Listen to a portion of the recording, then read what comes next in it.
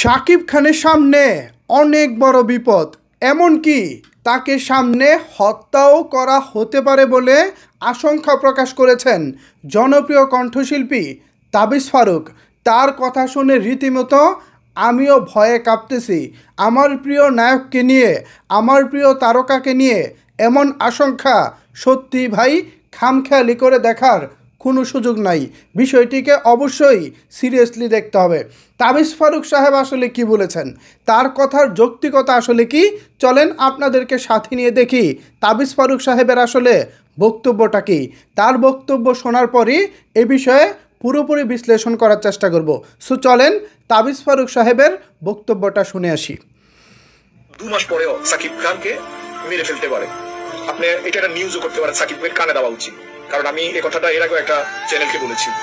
কারণ সাকিব খান যখন বাংলাদেশ ফিল্ম ইন্ডাস্ট্রিকে একটা জায়গায় নিয়ে যাবে, তখন অনেকগুলো আর্টিস্ট অকেজু হয়ে যাবে, কারণ তখন তারা প্রতিহিংসা পরায়ণ হয়ে যাবে।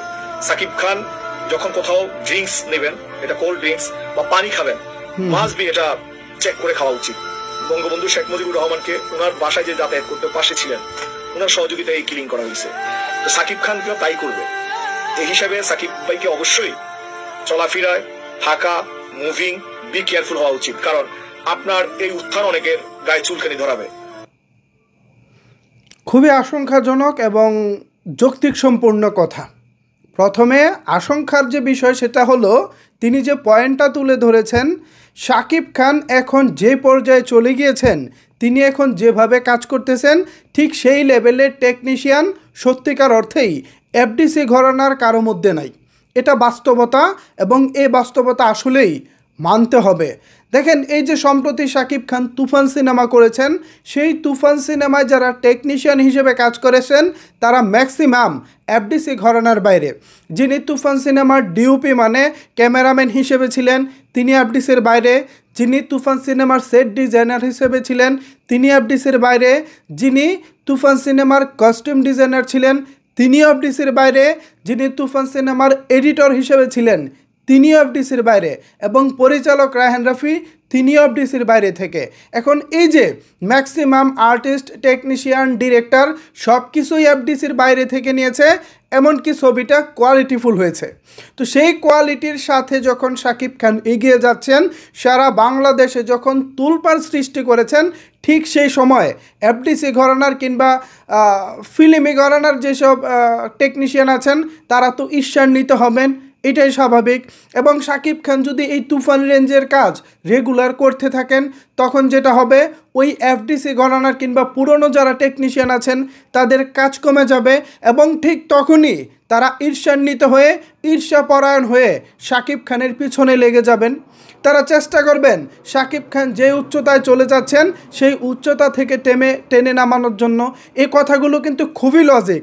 আমরা অতীতে দেখেছি শাকিব খান যখন শিকারি করেছেন, শাকিব খান যখন যৌথ প্রযোজনা সিনেমা নাকাব করেছেন, ঠিক সেই সময়ই তাকে টেনে নামানোর একটা চেষ্টা করা হয়েছে।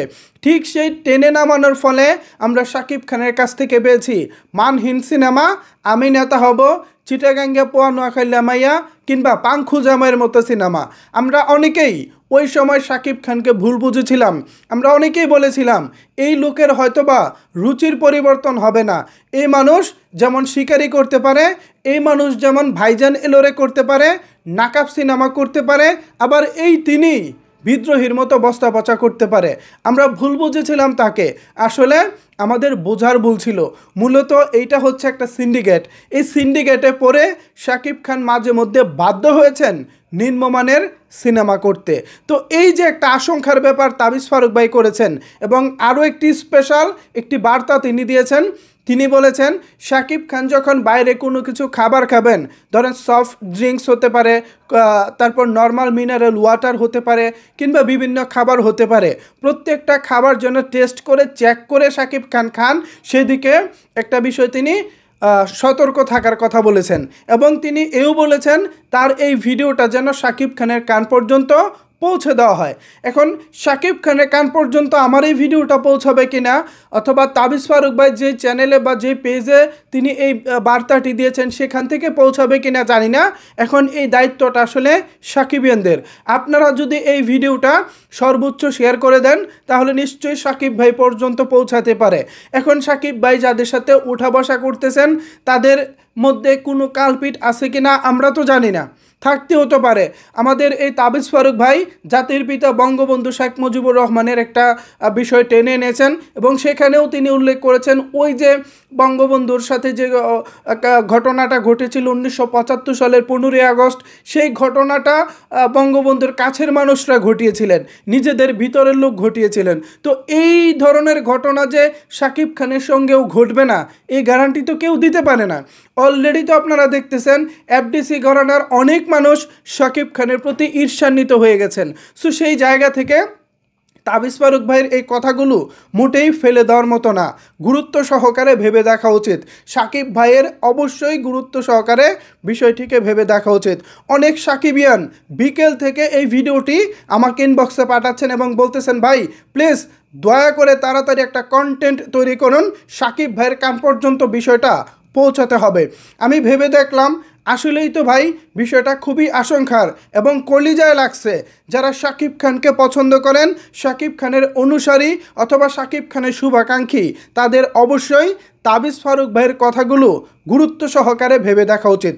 সাকিবিয়ানরা যারা এই পর্যন্ত ভিডিওটি দেখেছেন, আমি বিশ্বাস করি আপনারা যারা এখনও পর্যন্ত আমার এই ভিডিওটি দেখেছেন আপনারা শাকিব খানকে প্রচণ্ড পরিমাণের ভালোবাসেন বলেই এখনও পর্যন্ত আমার এই কথাগুলো শুনতেছেন। সুতরাং আপনাদেরকে আমি হাত জোর করে অনুরোধ করব ভিডিওটি অবশ্যই অনেক অনেক বেশি শেয়ার করতে হবে, কারণ এই ভিডিওতে আমরা শাকিব খানকে মেসেজ দেওয়ার চেষ্টা করতেছি। আসলেই তো ভাই দেখেন, শাকিব খান এমন একজন নায়ক, তিনি যখনই ভালো কিছু করতে গিয়েছেন ঠিক তখনই তার পিছনে কুচক্রমহল উঠে পড়ে লেগেছে, যার প্রমাণ আমরা সাম্প্রতিক সময়ে বেশ কিছু মানুষজনের বক্তব্য থেকে পেয়েছি। তো সেই জায়গা থেকে আমি বলবো শাকিব খানকে সতর্ক হতে হবে। তার আশেপাশে এখন যে মানুষগুলো রয়েছে সেই মানুষগুলো যে তার জন্য শুভকর কিছু তাও তো আসলে আমরা জানি না। তার কাছে থাকা মানুষগুলোই হয়তো বা তাকে বিপদে ফেলতে পারে। সুতরাং এখন থেকে শাকিব ভাই যে ধরনের খাবার বাইরে খাবেন প্রত্যেকটা খাবার টেস্ট করে খাওয়া উচিত। এমনকি এমন মানুষের সাথে তার চলা উচিত সত্যিকার অর্থে যারা তাকে মন প্রাণ দিয়ে ভালোবাসে, পছন্দ করে। এমন কোনো কালপিটকে তার সাথে রাখা উচিত না যারা শাকিব খানের বিপদের কারণ হতে পারে। আমি তাবিজ ফারুক ভাইকে অনেক অনেক ধন্যবাদ এবং ভালোবাসা জানাচ্ছি এত সুন্দর এবং এত গুরুত্বপূর্ণ একটি বিষয় আমাদের সামনে নিয়ে আসার জন্য। আসলেই তো আমরা বিষয়টি সেভাবে ভেবে দেখিনি। শাকিব খানের নতুন করে এই উত্থান, শাকিব খানের এই নতুন করে সফলতা অনেকেরই হয়তোবা সহ্য নাও হতে পারে। তারা ঈর্ষান্বিত হয়ে শাকিব খানের পিছনে লেগে নিশ্চিতভাবেই তাকে ছোবল মারার চেষ্টা করবেন, পিছনে ছুরি মারার চেষ্টা করবেন। সো শাকিব খান ভাই, আপনার কাছে আমি অনুরোধ করব সবসময় সতর্ক থাকবেন। আল্লাহ ভরসা, ইনশাল্লাহ আশা করি কোনো বিপদ আপনাকে ছুতে পারবে না। তারপরও আপনার নিজেকে তো সতর্ক থাকতে হবে। আল্লাহ করিম, আল্লাহ ভরসা, দেখা যাক। ইনশাল্লাহ আমরা সাকিবিয়ানরা আপনার সাথে আছি, আপনার সঙ্গে আছি। আশা করি কোনো বিপদ আপনাকে ছুতে পারবো না। তবে লাস্টে কথা একটাই, সাবধানের মায়ের নাই। সো সাকিবিয়ানরা এই যে পুরো আমার এই বিশ্লেষণটা শুনেছেন, পাশাপাশি তাবিজ ফারুক ভাইয়ের কথা শুনেছেন, এখন এই সব টোটাল কথা শোনার পর আমরা আপনাদের বক্তব্য শুনতে চাই। এ বিষয়ে আপনারা কি ভাবছেন চাইলে কিন্তু অবশ্যই সেটি নিচের কমেন্ট বক্সে জানাতে পারেন। ধন্যবাদ সবাইকে সম্পূর্ণ ভিডিওটি দেখার জন্য।